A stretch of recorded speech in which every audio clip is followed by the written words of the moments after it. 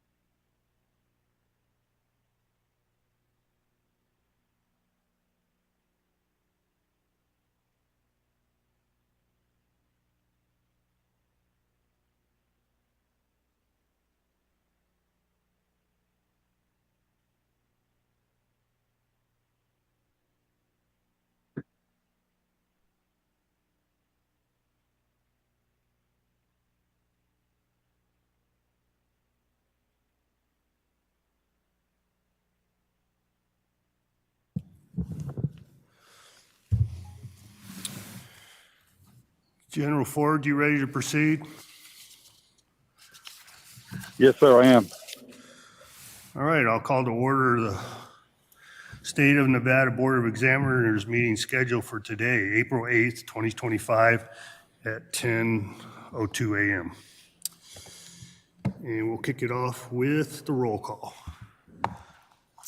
Governor Lombardo, Present. Attorney General Ford, Here. Secretary Aguilar. Here. Let the record reflect, we have a quorum. All right, we'll move on to agenda item number 2, first opportunity for public comment. The first public comment period is limited to comments on items on the agenda. No action may be taken upon a matter raised under this public comment period unless the matter itself has been specifically included on the agenda as an action item.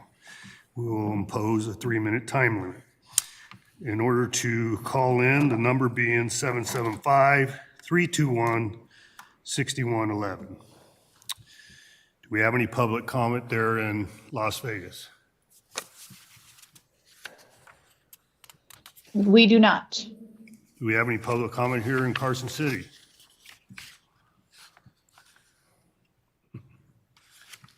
Anybody on the phone or online? All right. We'll move on to agenda item number 3, approval of the March 11th, 2025 and the March 18th, 2025 meeting minutes for possible action. Do you have any questions or concerns? No questions. Motion to approve. All right, we have a motion for approval. All those in favor signify by saying aye. Aye. Aye. All right, motion passes. Move on to agenda item number 4, request for designation of bad debt for possible action. Department of Business and Industry, Division of Industrial Relations. Ms. Grinnemeyer.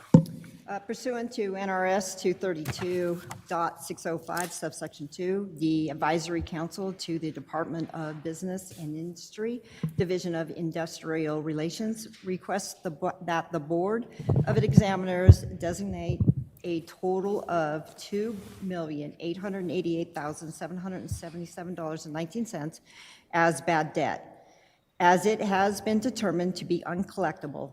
Are there any questions on this item? Do we have any questions? Mr. Governor, I have a question. Go ahead. I'm just wondering what efforts were made to. Identify yourself. Oh, Cisco Aguilar, Secretary of State. Just wondering what efforts were made to collect this revenue or this money. We do have representatives here. Victoria Carrion, if she can come up and speak to it. Good morning, members of the Board of Examiners. Victoria Carrion for the record. I'm the administrator of the Division of Industrial Relations. So the division does attempt to collect this debt initially, and then it is referred to the Controller's Office, and they are responsible for attempting to collect the debt at that point. And they have determined that these debts are not collectible. Thank you. Thank you. I appreciate the response. Cisco Aguilar, Secretary of State. I just what efforts are made? Is there a compliance piece? Are there liens placed on businesses, assets? What efforts are made to actually ensure that these revenues are collected? Victoria Carrion for the record. So we do send them a demand letter, and we also follow up with a phone call, and then if there is no response, then we turn it over to the Controller's Office, and then they are responsible for the collections efforts at that point. I know that they utilize a collections agency, but I'm not fully familiar with all of their procedures. Thank you. So once a lien is placed, Cisco Aguilar, Secretary of State, are there legal actions or is there a complaint filed against the individual? I mean, to write off $3 million is pretty significant given where those resources could go. I just want to make sure we're doing everything we can as a state to ensure that we're collecting the revenue sources. And I understand that legal fees can add up and the money may not be worth that effort, but I'm just wondering to what extent we're ensuring and holding people accountable, especially bad actors. Victoria Carrion for the record. So the division does not take legal action on these. However, I'm not sure if the Controller's Office does. They would be better able to answer that question. Thank you.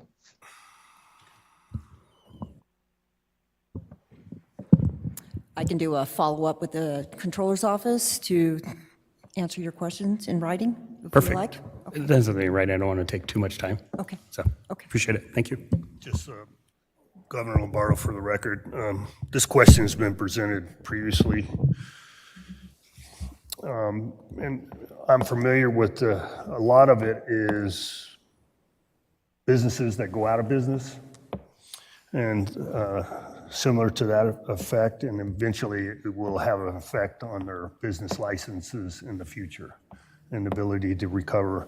So to answer your question on the liens, I can't answer that, whether liens are provided in perpetuity. But it's a great question, and obviously we need to provide a better answer. Okay. Cisco Aguilar, Secretary saying, one of the things is I just want to make sure now we don't have people do serial filings with the Secretary of State's office where they're dumping these and then starting a new entity and then creating additional burden. I just want to make sure we're catching bad actors in the process. Right. So, thank you. Any further questions? General Ford? No questions here. So are we going to vote for this today, or are we going to hold off until we get an explanation? We're going to go ahead and vote on it. Okay. So I'll entertain a motion. Motion to approve? All those in favor signify by saying aye. Aye. Aye. Aye. Motion passes. We'll move on to agenda item number 5, request for the allocation and disbursement of funds for salary adjustments for possible action. And we have, let's take this as one item. If there's no problem with any members, I'd like to take it as one item. And Ms. Grennemeyer, so we'll go A through K. L, A through L. Okay. There are 12 requests under this agenda item. The 2023 legislature, through Assembly Bill 522, made appropriations from the general fund and the highway fund to the Board of Examiners to meet salary deficiencies that may be created between the appropriated money of the state's respective departments, commissions, and agencies, and the salary requirements for the personnel of those departments, commissions, and agencies. The Board of Examiners, upon recommendation of the Director of the Governor's Finance Office, may allocate and disperse amounts from the appropriated fund to the departments, commissions, and agencies of the state for the purpose of paying personnel salary deficiencies. Requests A through G request funds for salary increases for a total of $28,897,546. Requests H through L request funds for the plan to encourage continuity of service for a total of $1,450,787. Are there any questions on these items? No questions. All right, hearing no questions, I'll entertain a motion for approval. Motion to approve? All right, we have a motion. All those in favor signify by saying aye. Aye. Aye. Motion passes. We'll move on to agenda item number 6, approval of proposed leases for possible action. Ms. Grennemeyer. There are 4 leases under this agenda item for approval by the board. Are there any questions on these items? Do we have any questions on any of the leases? No questions. Motion to approve leases 1 through 4? All right, we have a motion for approval. All those in favor signify by saying aye. Aye. Aye. Motion passes. We'll move on to agenda item number 7, approval of proposed contracts for possible action. Ms. Grennemeyer. There are 31 contracts under this agenda item. Are there any questions on any of these? Yes. Governor Lombardo, for the record, I see Jack Robb there. Jack, can you come forward, please? So on contract number 8, I know there was a question previously, and it was pulled from a previous agenda, and that would be off RFI Enterprises and the security mechanisms for cameras and card access. Now it's brought back forward. Can you just walk me through that? Jack Robb for the record. RFI has been the contractor for the past couple of years, and we've had continued delays in getting stuff done. pull that mic away from you, Jack, away from you. Away from me? Okay. There you go. We've had continued delays in getting stuff done, and we have worked with both Public Works and state purchasing. Public Works operates under 338, purchasing operates under 333, NRS 338, 333. This contract is under 333 as a statewide contract. Moving forward, we're going to use 338 to take care of all the buildings going forward on the new construction side.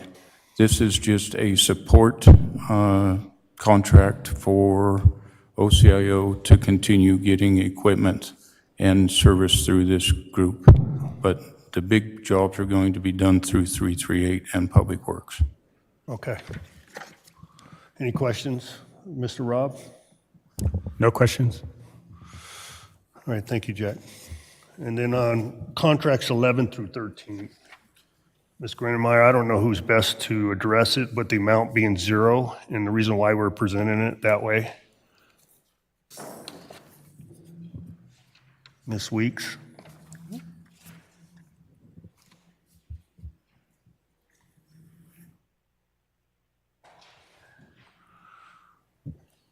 Good morning, Stacy Weeks for the record. These 3 contracts represent the new agreements with health carriers for the public option program, which we're referring to as the Battle-Born State Plans. The Battle-Born Plans do not have any cost to the state, but there is an amount tied to these contracts of $320 million in federal funding for the waiver that you submitted, Governor, to the federal government to capture any federal funds as a result of the reduced premiums from these products. We anticipate $320 million being captured from the federal level because our waiver was approved January 15th by the federal government. And once we're able to receive that funding, we'll be implementing the new state reinsurance program, which will lower premiums across the entire individual market, not just the Battle-Born plans. Okay, so maybe, so what is the purpose of BOE engaging in this approval? Ms. Grennemeyer, do you have an answer? Or Stacy, I don't know who. It's the agreement, not the dollar amount on the. It's the agreement, not the dollar amount on the contract. So it's the agreement between the state and the entity. Is that common practice? I'm just trying to get educated on this. For a $0 amount, yes, because we're not approving based on a $0, approving on based on the agreement between the state. Okay, and Ms. Weeks, so depending on the federal situation, outside of Medicaid, Medicare, would this be affected if it was to go the wrong way?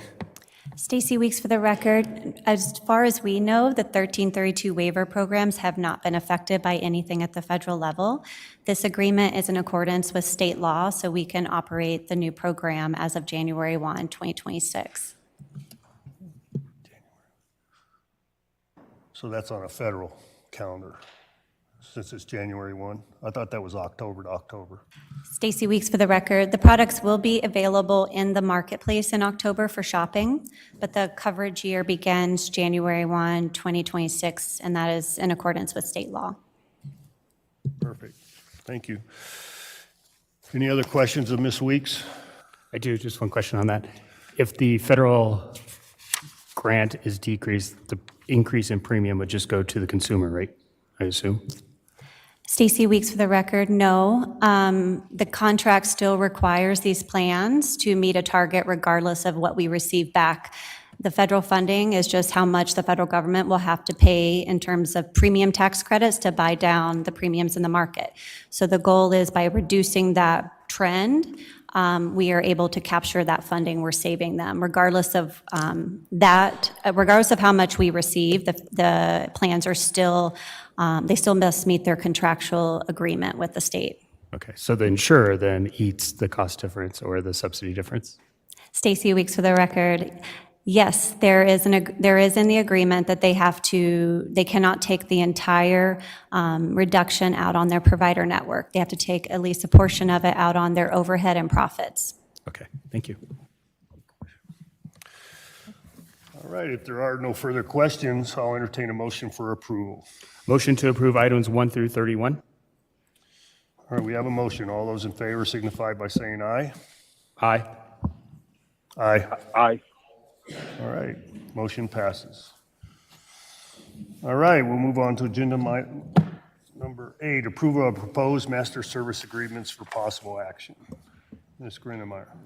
There is one master service agreement under this agenda item for the approval by the board. Are there any questions? Do you have any questions? No questions, motion to approve? We have a motion for approval. All those in favor signify by saying aye. Aye. Aye. Aye. Aye. I'm sorry, General Ford, I didn't hear. Yes. Aye. There you go. Thank you. Motion passes. We'll move on to agenda item number 9, informational only item, clerk of the boards of contracts. There are Grimmer. 62 contracts within the threshold of $10,000 to $99,999 that were approved by the clerk of the board from February 15th, 2025 through March 14th, 2025. This item is informational. Are there any questions on these items? Any questions? No questions? All right. None here either. Okay, hearing none, we'll move on to agenda item number 10, informational item reports, Governor's Finance Office Budget Division. Ms. Grinnemeyer. This report is from the Governor's Finance Office Budget Division pursuant to NRS Chapter 353. The division presents a reconciled fund balance report of the following accounts. The approximate balances are as follow. Tort claim fund is $2.3 million. Statutory contingency account is revised to $1,047,144.59. The next one is the stale claims account. It's approximately $1.1 million. Emergency account is $500,000. The disaster relief account is $13.7 million. IFC contingency unrestricted general fund is $12.1 million. IFC contingency unrestricted highway fund is $1.6 million. IFC contingency restricted general fund is $113.8 million. IFC contingency restricted highway fund, $18.8 million. And extradition coordinator budget account, 1,002 is $76,000.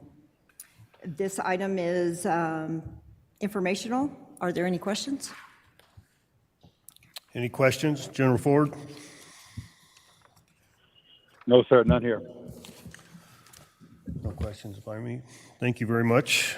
Informational item, only item. So we'll move on to the second opportunity for public comment. Do we have any public comment there in Las Vegas? No, sir, we do not. Do we have any public comment here in Carson City?